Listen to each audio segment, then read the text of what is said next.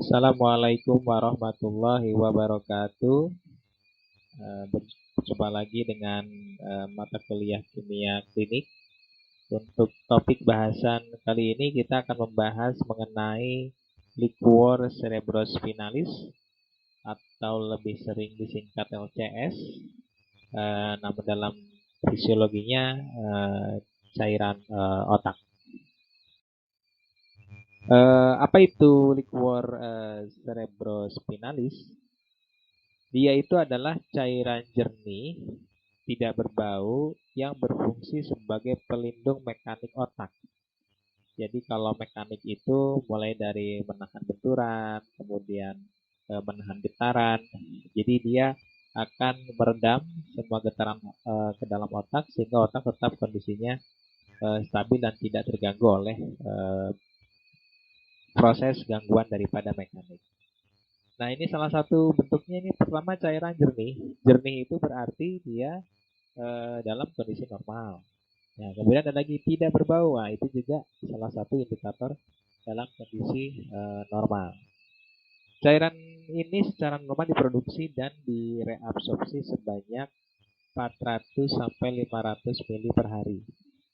Itu normal ya, 400 sampai 500 mili per hari.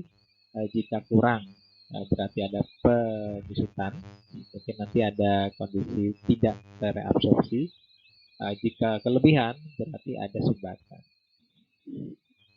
Terdapat sirkulasi cairan cerebrospinal yang terus-menerus. Jadi si cairan ini di otak ini ternyata nggak diam, nggak statis. Makanya kondisinya bisa jernih.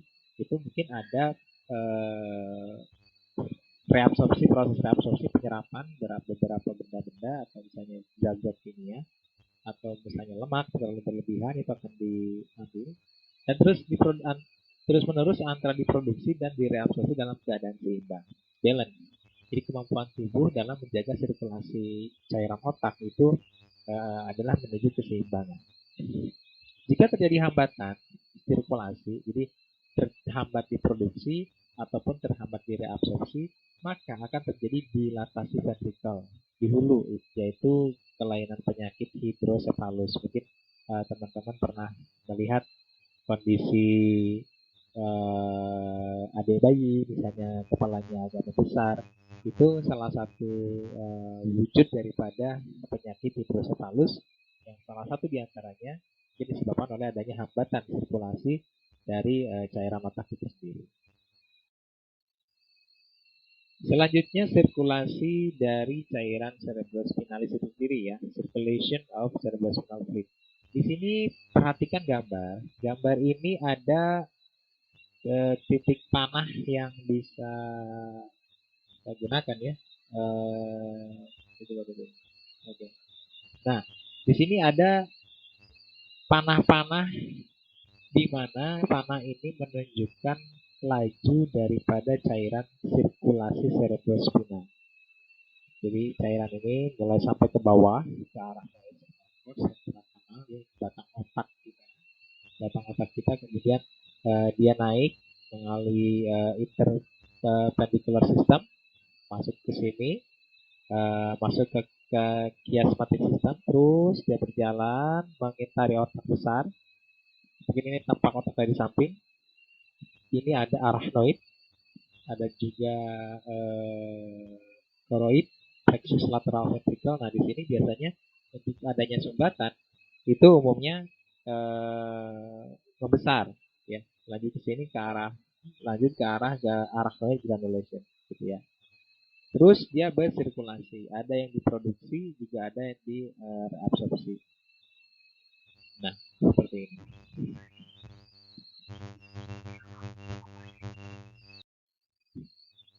Selanjutnya di LCS itu sendiri sepertinya dia tidak murni cairan, tidak murni aqueous ya, tidak murni air, tapi di dalamnya itu tersusun dari beberapa zat kimia.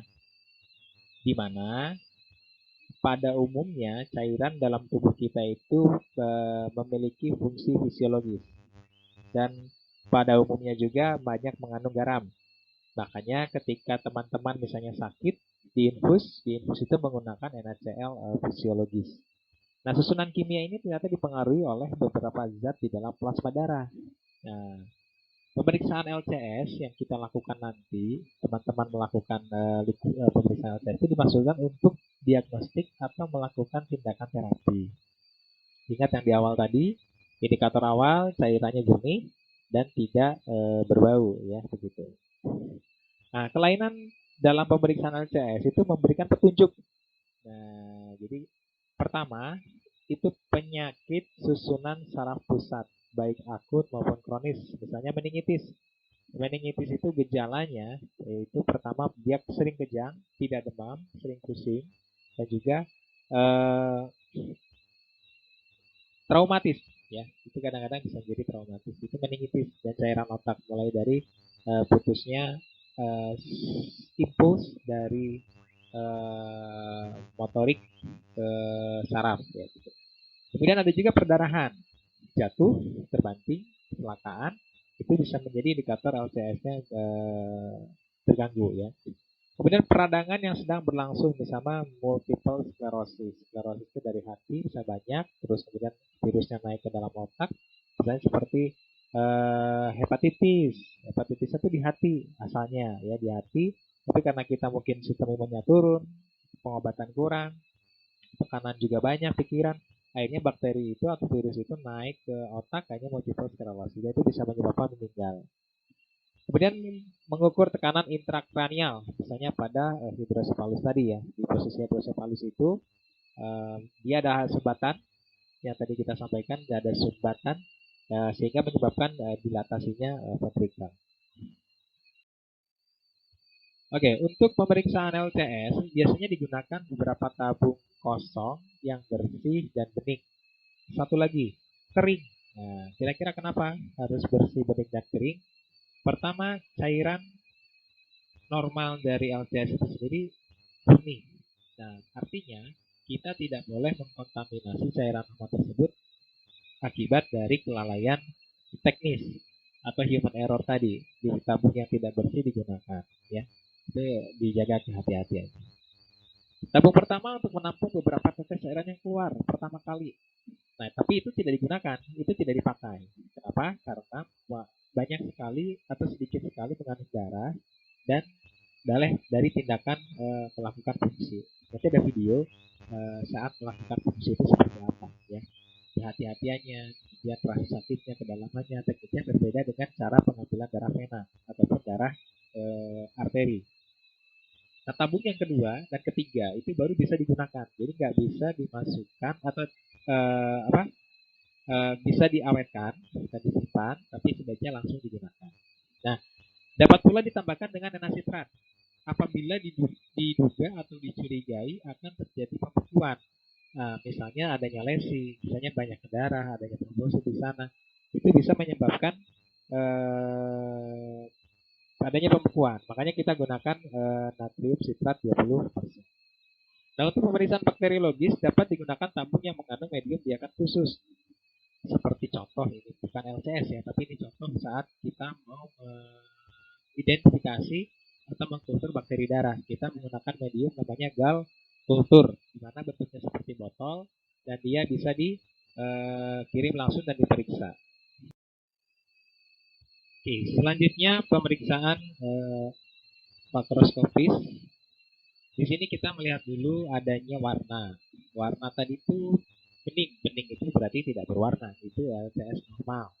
Itu bisa dibuat pembanding itu dari tabung berisi dengan aquades jernih dan tidak boleh ada partikel-partikel lain berada dalam tabung. Itu boleh dijadikan kontrol atau pembanding. Apabila berwarna merah, nah, bila berwarna merah itu perlu kita kaji dulu, ya. Lakukan pembanding dengan tabung pertama, kedua, dan ketiga.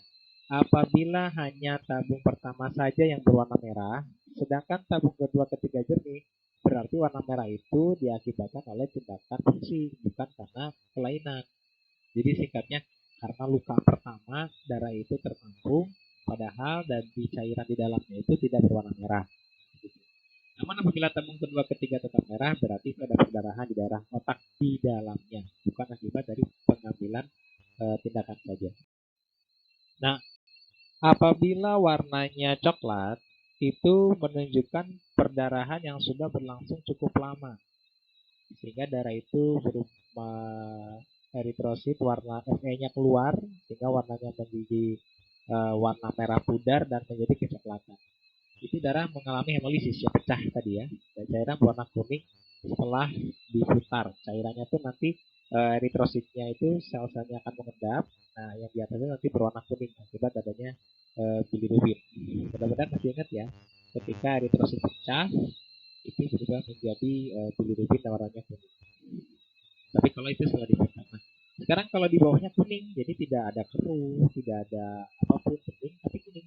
Itu disebabkan oleh adanya ikterus, kemudian kadar proteinnya cukup tinggi, atau adanya infeksi bakteri atau jamur.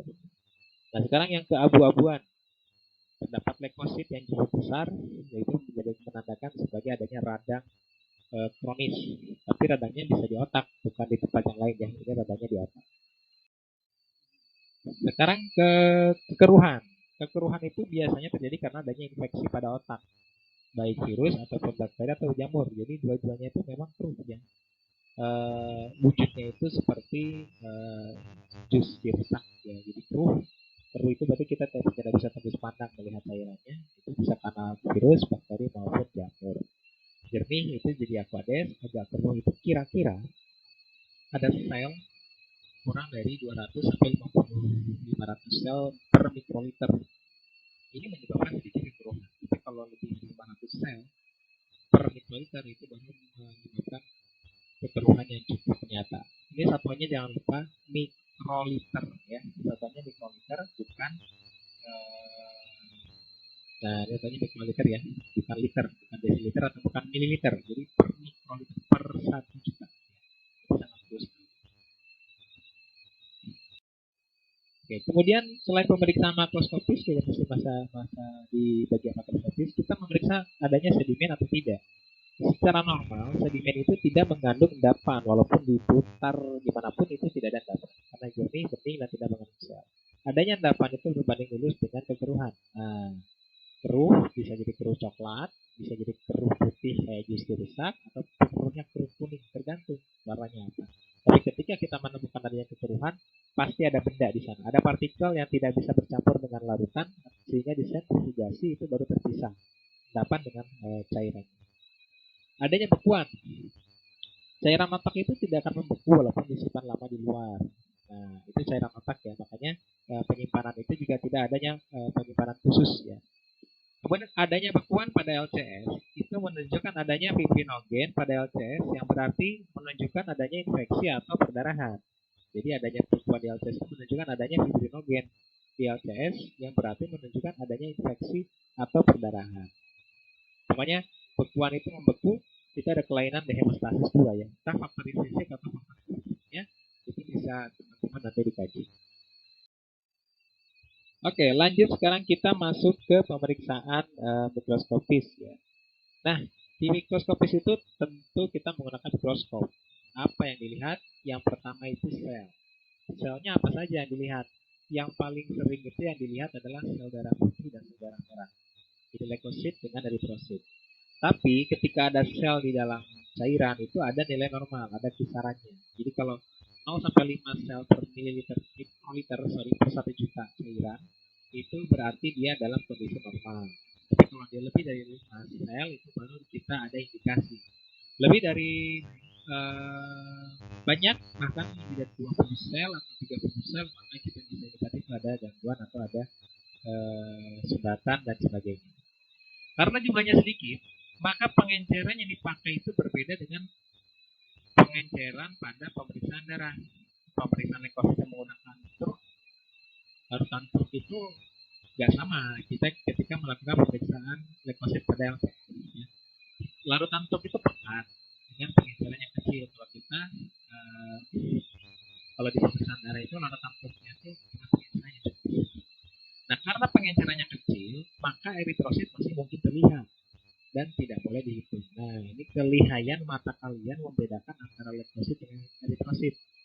Jadi, walaupun itu di bilik kamar itu di Neubauer, membedakan antara leukosit dengan eritrosit itu harus nyata karena itu kompetensi dasar dan kompetensi standar untuk D3 analisis kesehatan atau D4 teknologi laboratorium medik.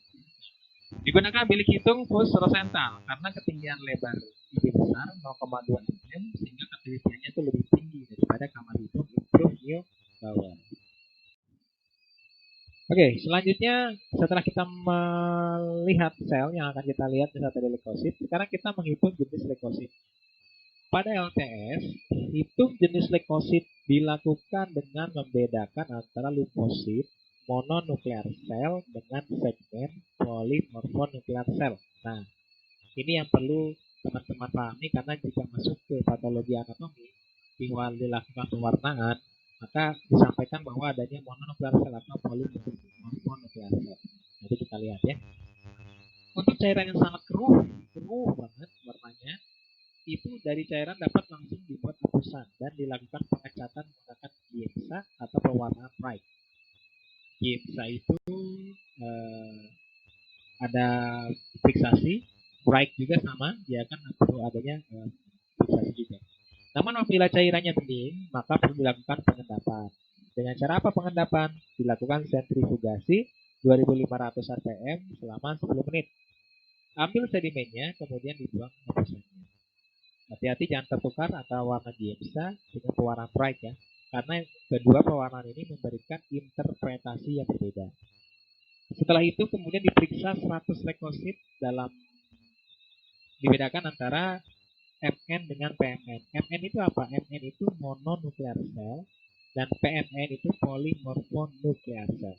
Ya, MN dengan PMN itu yang harus teman-teman cari dan dibedakan. Setelah kita melakukan pemeriksaan makroskopis, pemeriksaan mikroskopis, maka saat ini kita lanjutkan dengan pemeriksaan kimia, ya, proses kimia. Kimia ini pertama protein, ya, yang kita periksa. Itu ada beberapa cara yang digunakan dalam melakukan pemeriksaan protein, khususnya untuk DLCS, baik secara kuali maupun secara kuanti. Cuman melihat positif negatif atau sampai dengan kadar, ya, kita bisa dibedakan.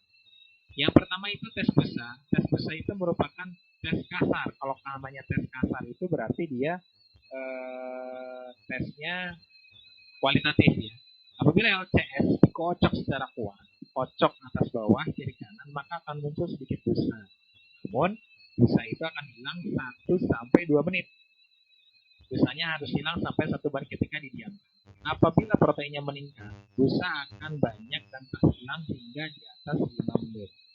Dicatat ini secara kualitatif saja, kasar ya, bahwa apabila terdapat protein, kalau ada protein berarti ada senyawa di situ, bisa banyak pembunuhan atau pembunuhan yang lain, itu bisa mengindikasikan bahwa kondisi LCS itu patologis. Oke, tadi kita tes busa, sekarang kita masuk ke tes None-Appel test, kalau bahasa Inggrisnya ya, itu menggunakan larutan jenuh amonium sulfat. Ada yang tahu rumusnya? Amonium sulfat NH4SO4 2 kali maksudnya SO4-nya, NH4-nya untuk menguji kadar globulin dalam LCS. Ini spesifik dia bisa menguji kadar globulin pada cairan otak yang bisa ya. Caranya gimana? Pertama, cairan itu sudah diambil, tapi kita gunakan tadi tabung yang kedua dan ketiga. Kalau tabung pertama itu hanya pembanding 0,5 sampai 1 mili reagen non di dalam tabung bening itu disiapkan. Kemudian secara hati-hati masukkan sama banyak LCS ke dalamnya hingga membentuk 2 lapisan. Tidak boleh diaduk hingga membentuk 2 lapisan ya. Didiamkan selama 3 menit dan dilihat adanya perubahan di batas kedua lapisannya. Makanya tidak boleh diaduk. Kalau muncul cincin putih keruh misalnya gitu, cincin agak keruh tergantung warna, pada perbatasan kedua cairan menunjukkan adanya peningkatan kadar globulin di dalam LCS. Globulin itu adalah protein ya. Globulin itu protein, yang juga sama protein dan sebagainya ya. Oke, setelah tadi melakukan non-appel test, pemeriksaan LCS untuk kimia, sekarang kita ada namanya tes Pandi atau Pandi test. Itu digunakan larutan jenuh fenol di dalam air ya. Fenol itu senyawa yang mudah menguap. Dia stabil, tapi tapi dia juga kalau berikatan dengan senyawa organik lain menjadi tidak stabil. Dan penggunanya harus hati-hati. Ini untuk mendeteksi adanya albumin dan globulin. Kalau tadi yang namanya apel tes itu globulin, kalau yang sekarang itu adalah albumin di dalam cairan apel. Caranya bagaimana? Yang pertama seperti yang non-apel test itu 0,5 sampai 1 ml reagen mati dimasukkan ke dalam tabung yang bening, kering dan bersih. Selanjutnya diteteskan 1 tetes. Beda. Kalau yang non-apel test sama banyak dan tidak boleh diaduk, kalau ini masukkan 1 tetes ACS ke dalam reagen. Dilihat adanya kekeruhan yang menunjukkan adanya protein. Semakin tinggi kadar protein dalam ACS, maka semakin keruh. Jadi ketika diteteskan ke dalam larutan mandi, itu tetesan itu akan turun ke bawah sampai ke dasar dan menimbulkan kekeruhan. Tapi kalau misalnya tidak ada kekeruhan, dia bening, tapi tetap akan terlihat sedikit turun ke bawah. Oke, sekarang kita lanjut ke pemeriksaan protein kuantitatif, di mana pemeriksaan protein kuantitatif ini dilakukan dengan reagen Biuret. Ya. Reagen pada umumnya seperti reagen pemeriksaan protein dalam darah. Sebenarnya reagen Biuret itu bisa bikin sendiri ya. Nah, reagen Biuret itu warnanya biru, jadi ketika direaksikan dengan protein, dia akan berubah menjadi warnanya ungu. Nah, kemudian intensitas warna itu akan diukur secara fotometris pada panjang gelombang sekitar 500 sampai 600 mm di panjang gelombang maksimum. Nanti kita akan cari ya gimana panjang gelombang maksimumnya. Kemudian batas normalnya itu ada kadar protein dari setiap bagian. Jadi LCS itu banyak bagiannya, itu beberapa saja. Yang pertama bagian ventriculi, bagian bawah, itu 5 sampai 15 mg per desiliter. Kemudian bagian yang lumbal itu 15 sampai 40, bagian cisterna magna itu bagian tengah itu 10 sampai 25 mg per desiliter. Nah, selain protein ternyata di otak juga harus diperiksa gulanya. Nah, hati-hati ya, jangan hanya protein saja seperti halnya bagian periksa metabolit dalam darah. Di otak yang cairan yang kita ambil, kita juga periksa gulanya. Yang pertama, penetapan kadar gula itu digunakan dengan reaksi yang sama dengan reaksi digunakan untuk menilai kadar glukosa dalam darah. Pakai apa? Ada yang tahu? Kadar reagen yang digunakan itu prinsipnya menggunakan glukosa oksidasi darah aminopenanzon yang kita gunakan untuk penetapan glukosa pada cairan otak. Kadar LCS sangat dipengaruhi dengan kadar gula dalam plasma. Kenapa bisa begitu? Sirkulasi pembuluh darah itu akan terus sampai ke otak. Jadi semua zat organik, protein, karbohidrat, dan lemak itu akan digunakan dalam otak untuk sebagai energi, sebagai sumber kehidupan. Untuk itu, dalam melihat angka normal glukosa LCS perlu dilihat kadar glukosa dibandingkan dan di cross check. Kalau di LCS-nya 100, di gula darahnya 500, itu tanda tanya. Kemana itu sisanya 400? Biasanya itu harus sebanding. Normalnya glukosa LCS itu kira-kira setengah dari kadar gula plasma.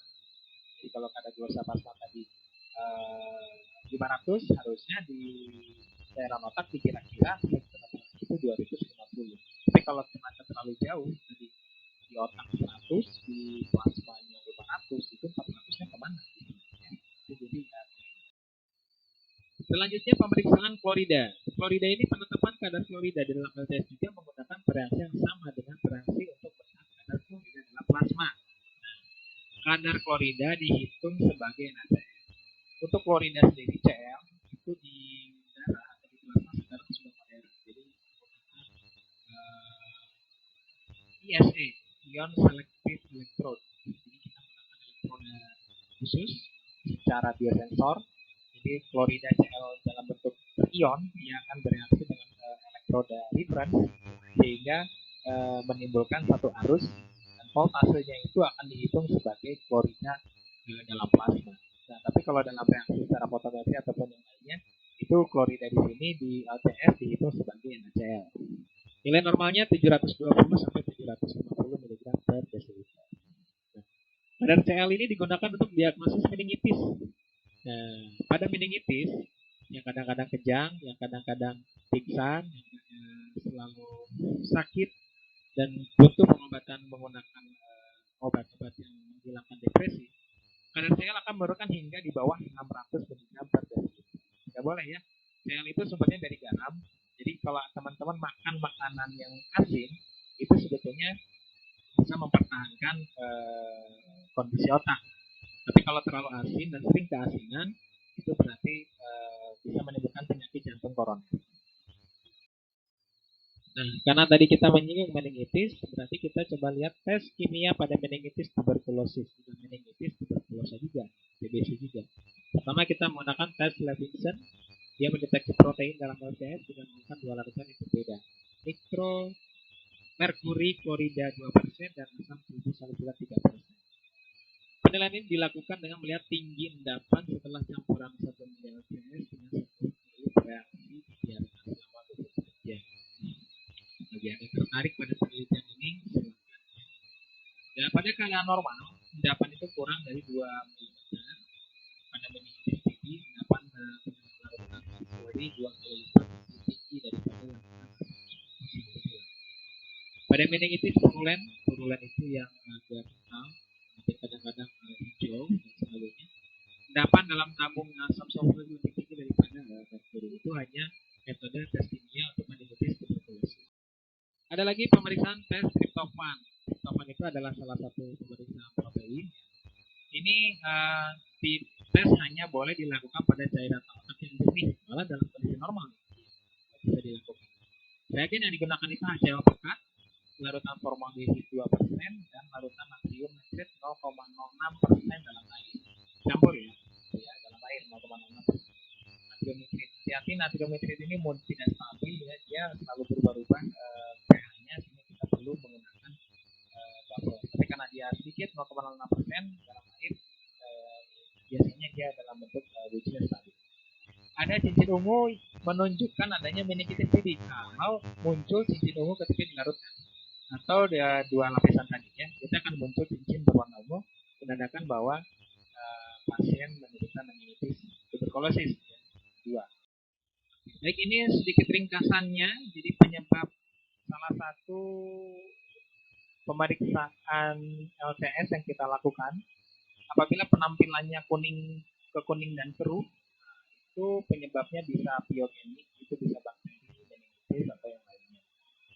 Dan kondisi mikroskopik limfositnya itu sedikit peningkatan dan normal. Dan untuk leukositnya itu polimonoglobulin itu PMN yang menjadi patokan dia patologis atau tidak, itu biasanya menggunakan PMN.